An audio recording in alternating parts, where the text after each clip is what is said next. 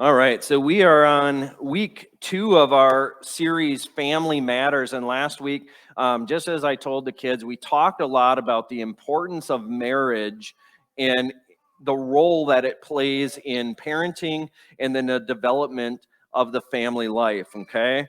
And so it seems almost like an odd topic that we would talk about those two things together, but we said that the marriage really sets the tone for the way the family is going to develop and how the kids will understand that. It's also, I think, part of the order that God provides for us in our family life. And I think we need to pay close attention to that order. So as we begin today, we're going to talk about a few different topics. We're going to talk about the topic of patience in regard to parenting, the role of honor in families and in parenting, and then also we're going to touch on that ever delicate issue of what and how we discipline children or those people that are important in our lives. And so again, some of you have already passed the season of parenting, but it doesn't mean that you still can't have influence on somebody's life in a very meaningful way. And so I believe, whether you're like me and right in the midst of having to parent, or whether that time has passed, or even if you don't have kids and aren't married, that there's still application that you can take and that you can use to influence someone in your life. So let me begin with a statement for you to ponder, okay? Your parents' behaviors, not their advice, determined whether or not you wanted to be like them or with them. All right? Think about that for a minute. Now, for some of you, I see a look of terror almost come over your face as you think like, oh my gosh, did I ruin my kids? Do they not want to be with me because I've screwed up somewhere along the way? All right.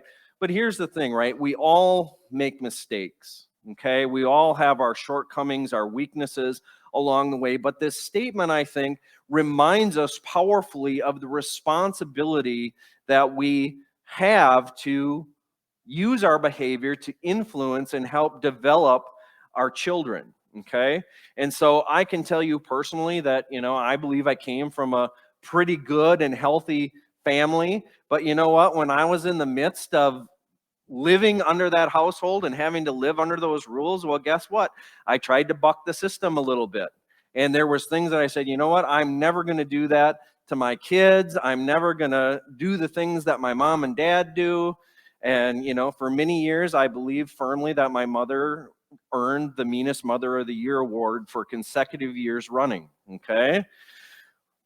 But now, as I've gotten a little bit older, I've come to understand the wisdom in the things that they've done, and I've appreciated the modeling that they put in place.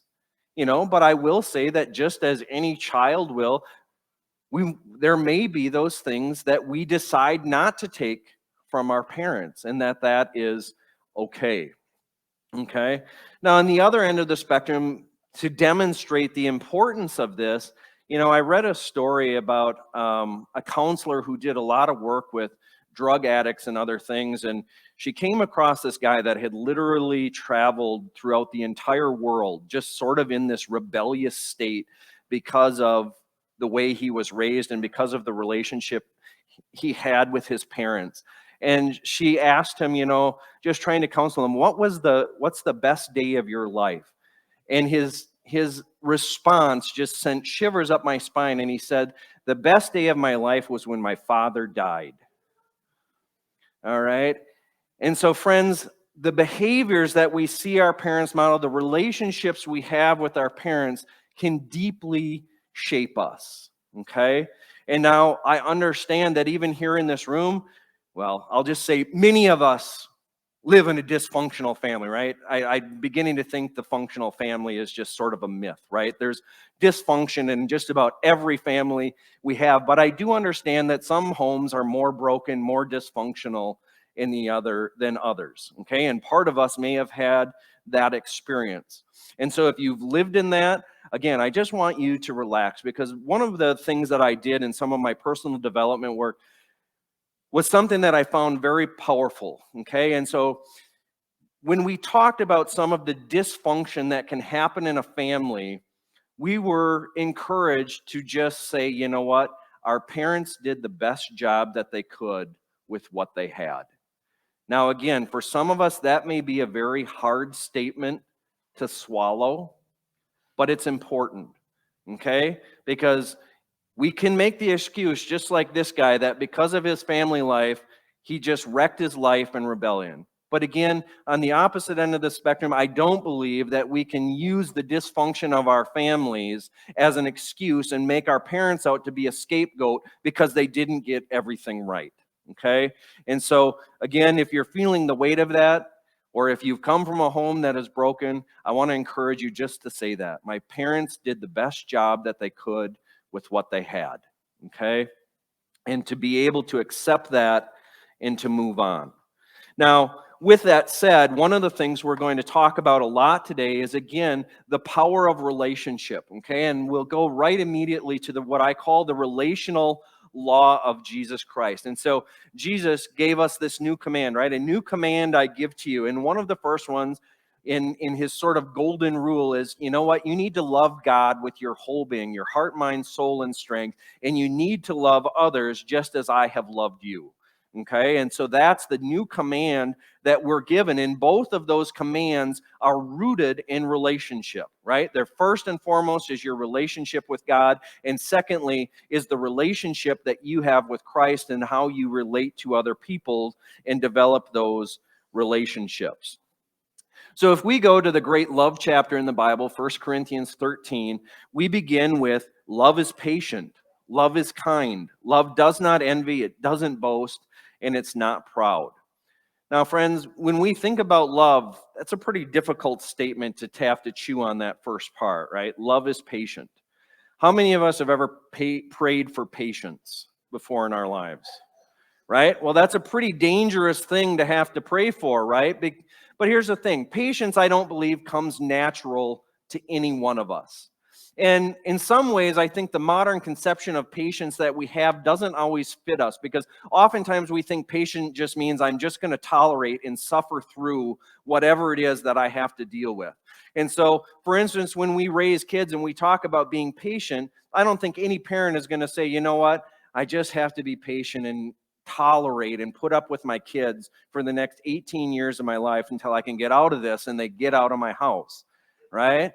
So again, when we look at the biblical understanding of patience, it's always generally in the active, and oftentimes it's related to this sense of endurance or perseverance. That patience is this movement forward, and yes, sometimes it's tough, sometimes it's difficult, but you persevere through it with an attitude that is focused on relationship, okay?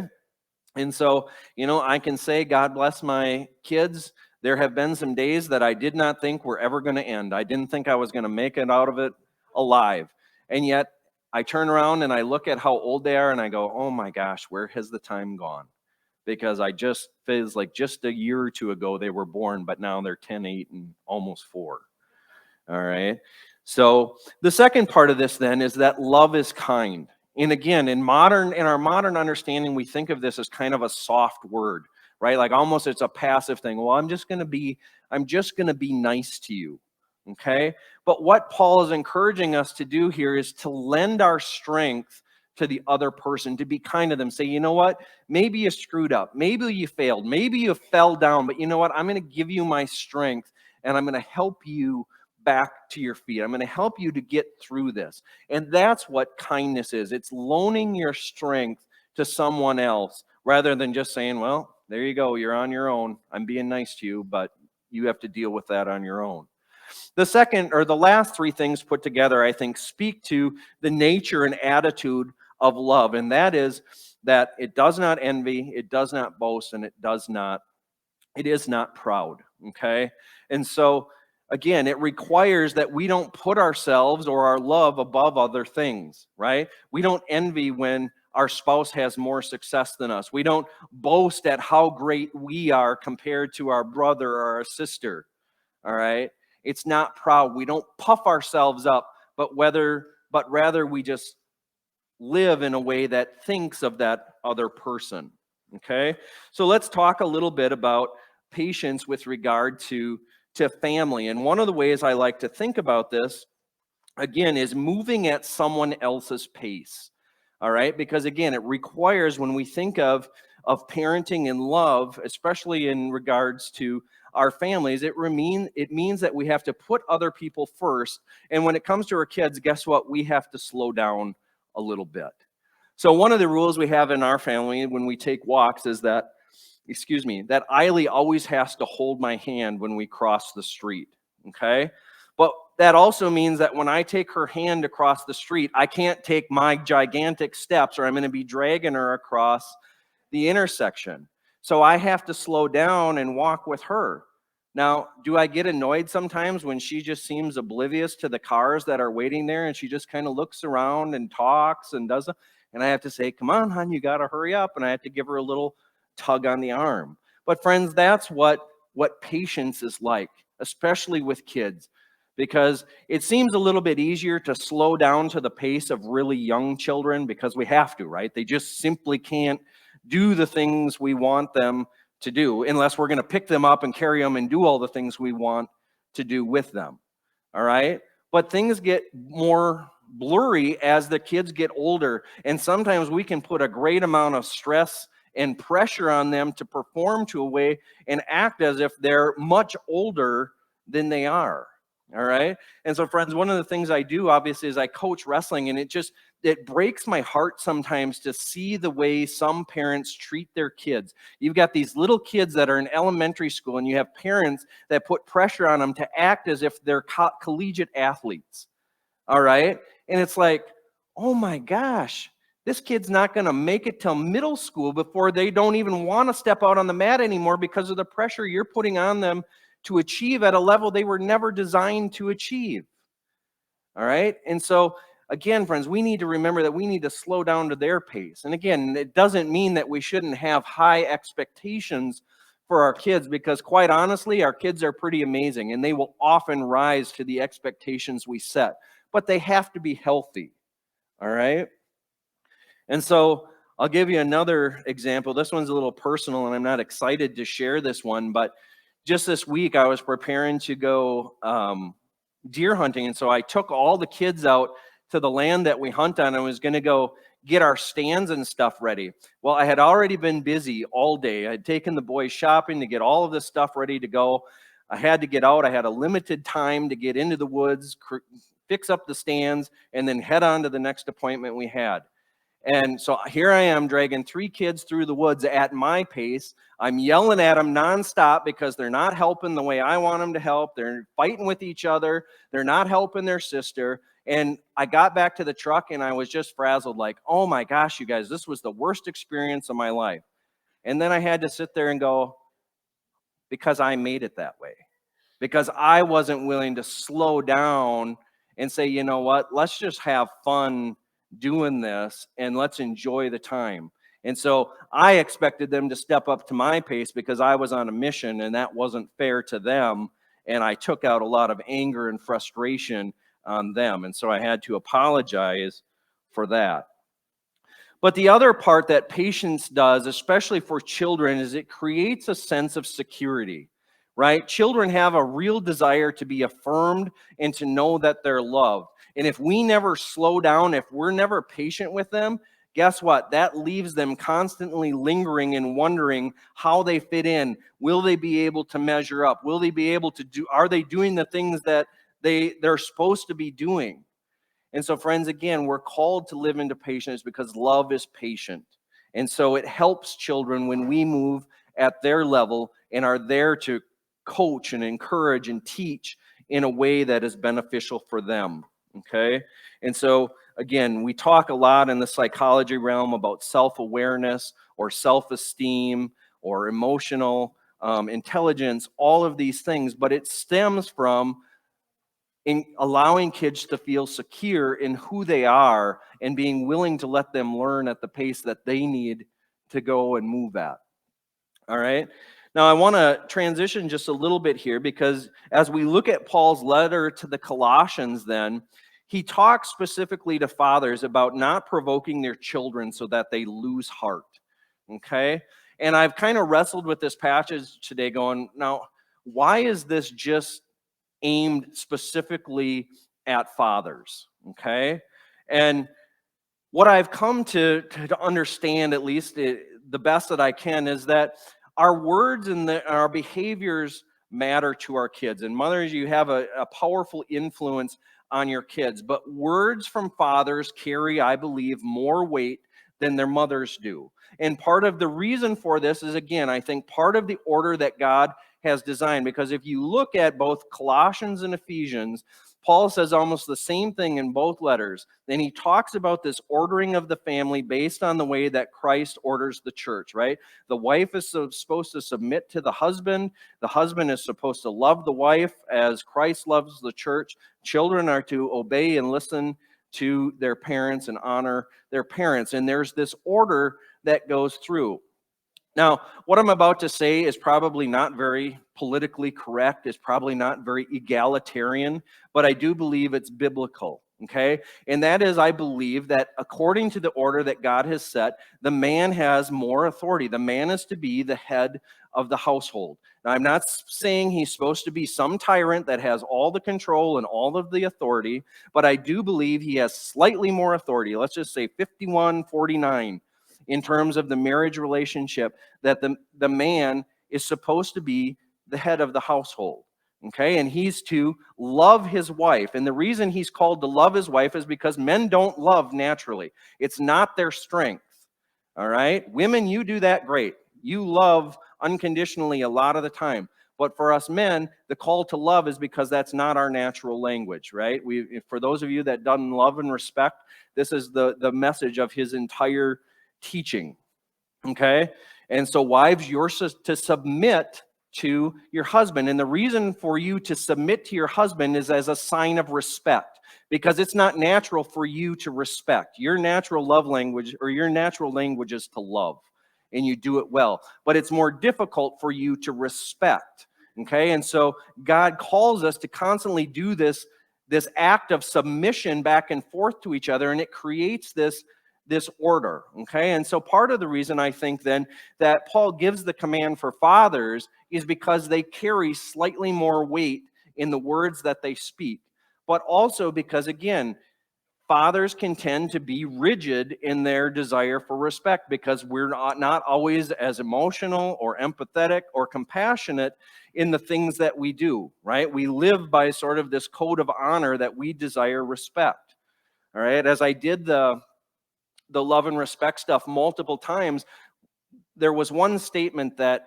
he did a survey on, and it said, men, would you rather be unloved and alone in the world, or would you rather be disrespected by everybody? And hands down, almost every man said, I would rather be unloved and alone in the world than disrespected by everybody.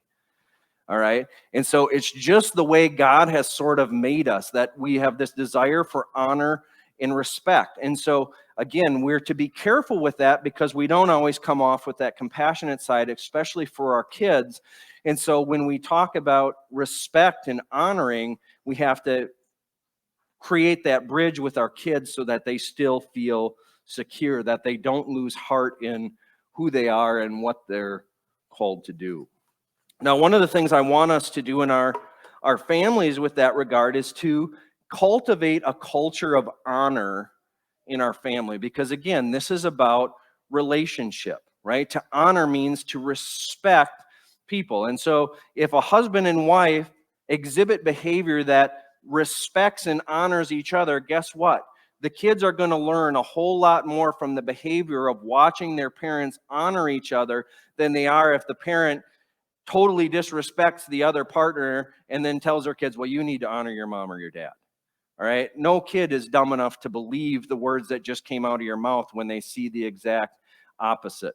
Okay? How often as parents do we say that same thing to our kids? Well, your actions speak louder than your words, right? Well, we have to chew on that ourselves when it comes to the modeling we do. But when we cultivate that culture of honor in our family, it goes down and it forms our children, and I believe has a greater influence in the world around us because we see and we show honor to everyone. All right.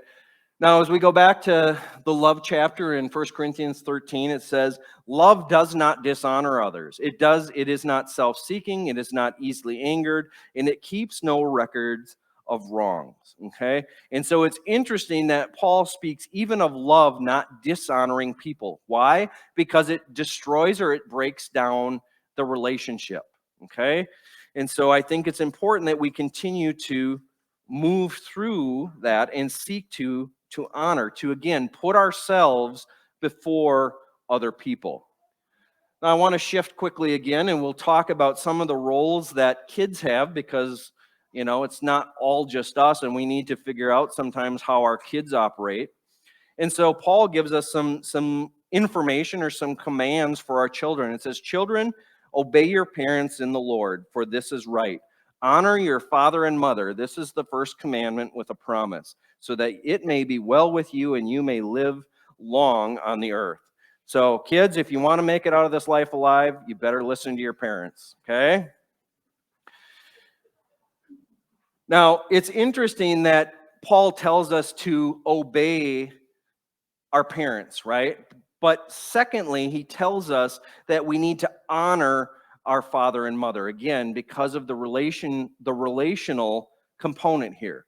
Now, obedience is important because, again, as a parent, we have the job of instructing our kids because our kids just don't know any better. And so we have to put certain sets of rules down for them to obey. No parent that I know of, at least not good one, is going to just let their kid go up on a hot burner and put their hand on that hot burner, right? You're going to create a rule that says, you know what, for your safety, you can't touch this hot burner or you're going to have a big injury, right? Well, not just going to say, well, you touch it and find out what happens, all right? That's not very good parenting. So again, the call children, or even us as older children, is to obey our parents, for this is what Christ calls us to do, but also to honor our father and mother and to continually build that relationship. Because here's the thing, just as I told the kids, most of us have lifelong relationships with our kids, whether they're good or they're bad, and we're called constantly to develop that relationship or to mend it, to restore it. Now, before we go too much further, I want to just talk briefly again about this idea of honor versus obedience. And friends, I'm going to say that honor always trumps obedience because it's based in that relationship. Obedience can be done simply out of tolerance, okay? And so again, I've told you that I was kind of a strong-willed child, and if my parents put a bunch of rules down for me, I tried to find a lot of ways to break them, or I tried to find lots of loopholes into doing them. Now, there were times that I would just tolerate them and be obedient so I didn't get in trouble, but was that really honoring the relationship? Was I really invested in protecting that relationship? No. So again, friends, we can create all the rules we want and expect obedience, but that's not always going to help our children to grow. I'll give you one more silly example before I go on. So I used to have a little speeding problem when I drove around. And it wasn't until I had kids and realized that I had some pretty precious cargo sitting in my back seat that I really began to take the speed limit seriously. My friends, so now rather than just obey the law and do it, you know what, I say, I honor the people that are on the road because I've got precious cargo and I want to get from point A to point B safely. And I also don't want to harm you in the process. And so I'm willing to go the speed limit now to honor you, to love you, rather than worry about getting to some random destination 2 minutes earlier, going 10 miles an hour over the speed limit. Okay? So friends, again, I think we can understand that honor needs to trump obedience because of the relational component. Now, anything that dishonors requires discipline, okay? Because if we dishonor, we begin to destroy that relationship. We begin to break it down, and then we need to have some accountability for that, all right? But here's the thing. The root word for discipline is disciple, okay? It's not just, let's create a bunch of rules, let's take a bunch of stuff away, you're grounded for life because you backtalked me. But friends, we're called to disciple. We're called to instruct and help our children move forward, right? Even if you go back into the Old Testament and you look at the Psalms and the Proverbs and their discussion on parenting and on discipline, the picture is of a shepherd, right? A shepherd with a rod. Now, does the shepherd just beat the heck out of the sheep to discipline them? No. He uses the rod to move the sheep back into line, to instruct them in the way that they need to go. All right. And so part of the thing that I will say about discipline then is that as we discipline our children, it needs to have a goal. All right. If we just throw, like I said, we just throw a bunch of random rules out and there's no goal for the discipline, it doesn't help restore the relationship. And that's really what the goal should be. Okay. So let me give you a couple of practical tips, and I'm sure some of those of you that have already gone through your parenting years can probably give me more advice than this. But the first is that all behavior has a purpose, and we have to not take misbehavior personally. Okay? And that can be really difficult sometimes. You know, the last couple of weeks, I've just felt like my kids have been fighting nonstop. And I was getting to the point where I just wanted to throw my hands up in the air and say, you know what, I'm done with you guys. I don't know what to do anymore because you're just not listening. And what I had to do, again, is I had to step away from that and say, why are they misbehaving in this way? Well, when I looked at it, I realized, you know what? Sarah and I have had a completely hectic schedule. We've had something planned almost every single night of the week. The kids are woken up, they go to school, and then Sarah and I are busy till the time that they go to bed. And so part of their misbehavior was that they just simply wanted attention. And since we weren't giving them any attention for doing the things that they were supposed to do, they started misbehaving so we would show them some attention. And so again, friends, is it really that they're being bad, or is the fault on us? And so again, I had to go, wow. All right. So I needed to step back and realizing they weren't just trying to be a pain in the neck just to irritate me, but there was some stuff on my own end that I had to take care of because there was a purpose to their behavior. Now, the other thing that we need to do is we need to avoid the extremes in discipline, right? And I will say that each of us have a tendency to one end of the extreme or at one end of the spectrum or the other. So obviously the authoritarian end is the very rigid, the very structured, you're going to create rules. The kids are going to listen and respect you.